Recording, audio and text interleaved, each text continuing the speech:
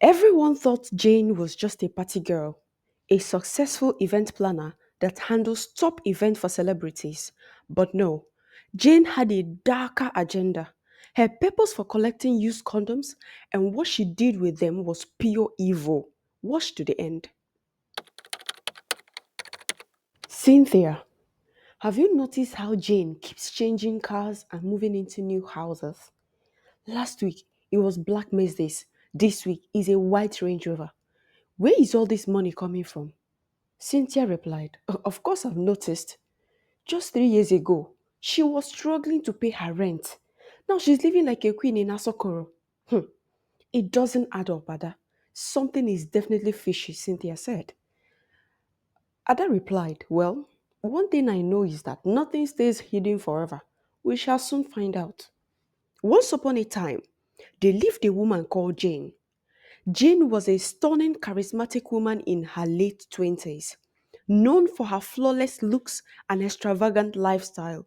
She was the kind of person everyone wanted to be around, the ballers and the money spender. But beneath her glamorous surface was a dark secret. Jane wasn't just living off her job as a high end event planner. She had mastered a devilish scheme that left men trembling in fear. Ha! Because of her background, Jane was obsessed with control. For her, power came from having money, and she was willing to do whatever it would take, including harvesting used condoms. But how does a used condom with sperm translate to power and money? Jane wasn't always like this.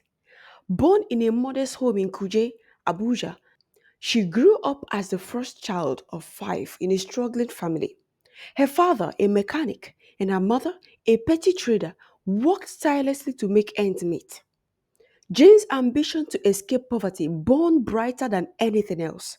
She was determined to make it big at all cost. During one of her job hunting days, Jane was introduced to an Abuja elite during a golf court lunch in Maitama by her friend Clara. And though she was just a struggling university graduate at the time, her charm and beauty, figure eight, made her an instant favorite among the wealthy men in attendance. At that party, Jane met Chief Martins, a married oil magnate. Chief Martins was smitten by her, and their affair began shortly afterward. Jane quickly realized the level of trust this wealthy man placed in her, trust she could exploit. One night, after having sex with Martins and was about showering, she noticed the used condom discarded in the trash. As she stared at the condom, an idea sparked in her mind.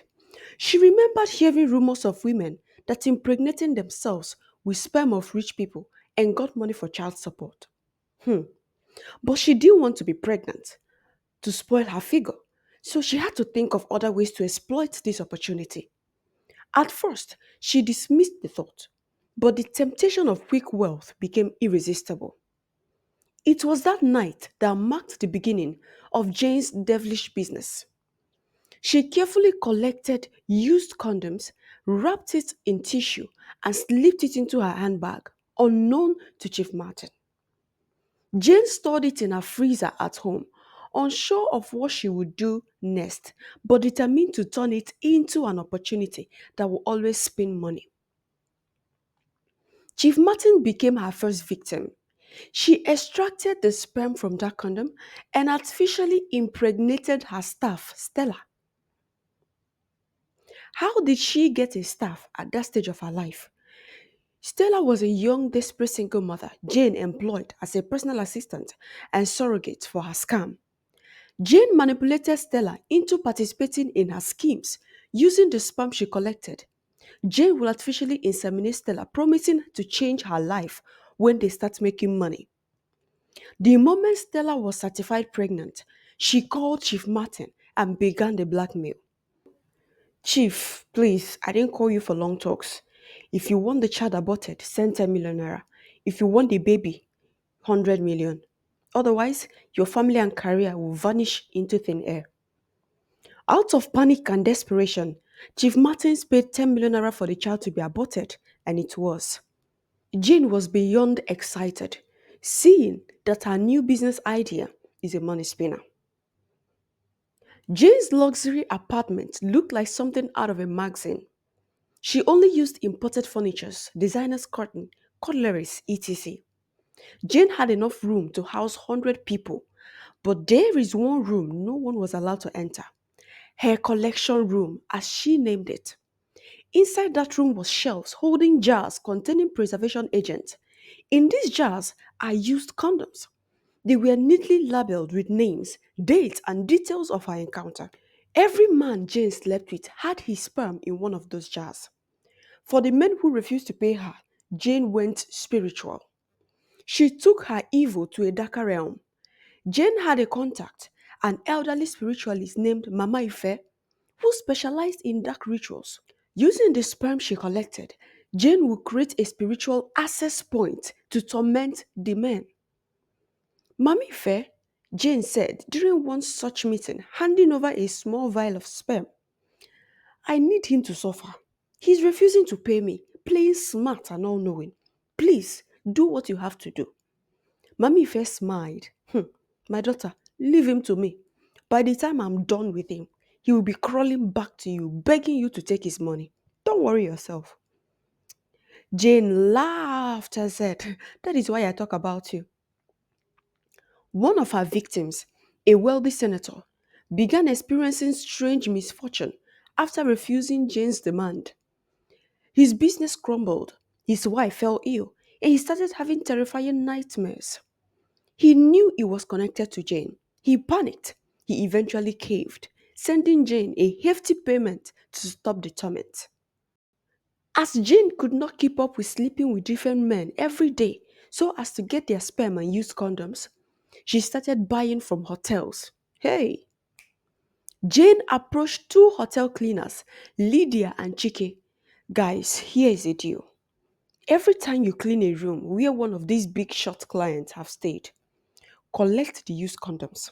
Carefully seal them in a plastic bag and make sure they are not damaged. Deliver them to me. And this, she tapped at the envelope, will be yours. It is 50,000 naira per condom. Ha! Lydia shouted. 50,000 for one condom. Hey! Hmm. Jane smirked.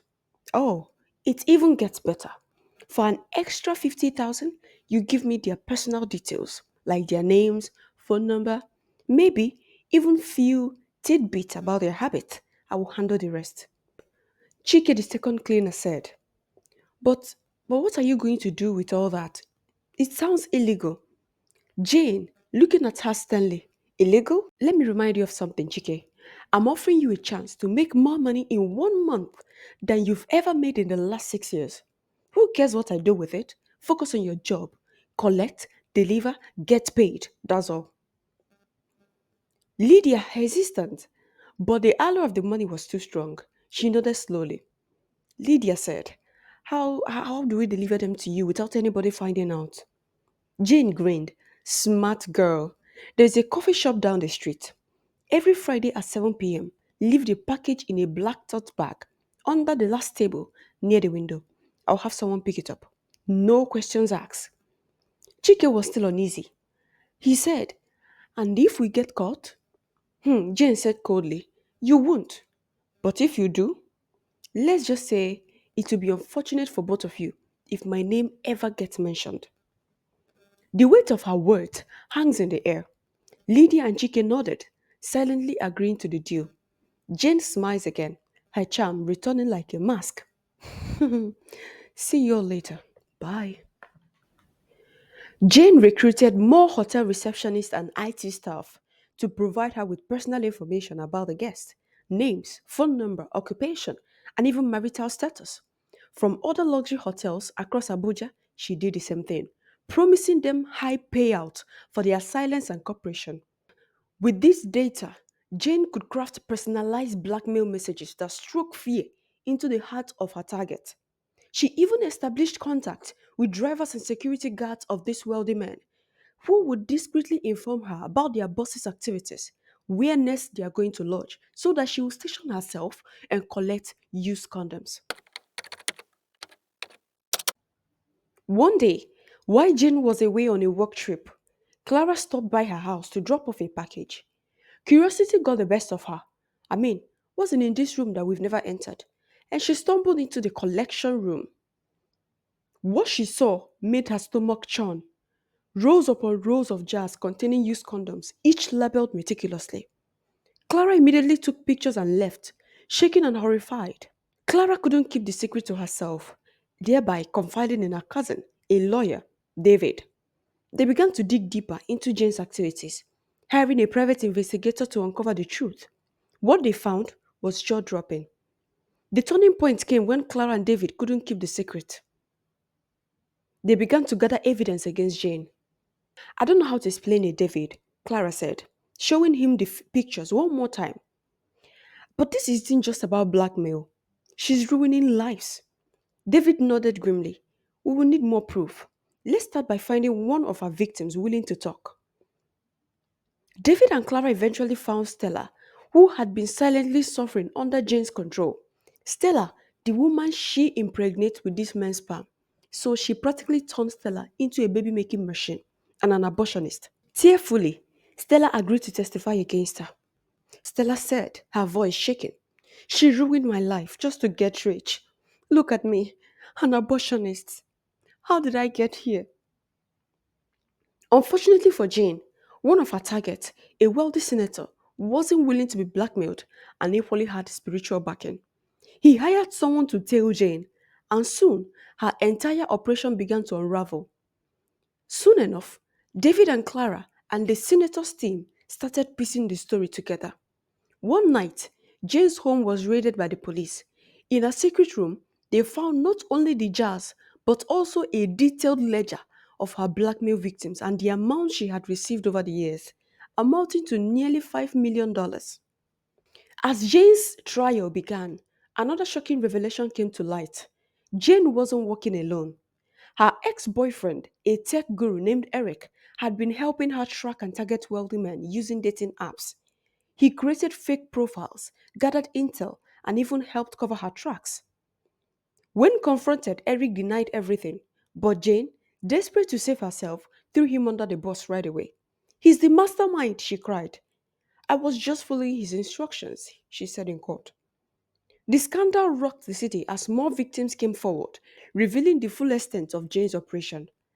As Jane was sentenced to 25 years in prison, Stella began rebuilding her life, supported by Clara and David. The men Jane had blackmailed also began to heal, but the scars of her actions lingered. One of the saving grace for Stella was that she did not carry on with the last abortion Jane had instructed her to do. The owner of the child, Chief Ben, decided to take the child in and also Stella, giving her a better life in Abuja. Tell me what you think about people who are nonchalant about these things. Do you carelessly toss your used condoms in the trash? The stories serve as a chilling reminder of the lengths some people will go for power and wealth, and the devastating consequences of unchecked greed. So, start being extra careful with your used condoms to avoid being manipulated and blackmailed. Did you enjoy this story? Kindly subscribe, turn on your post notification bell to be the first to know when another amazing story is made available. Like and share so others will see this story and learn this lesson. To the next story, story lovers, enjoy your day. Bye.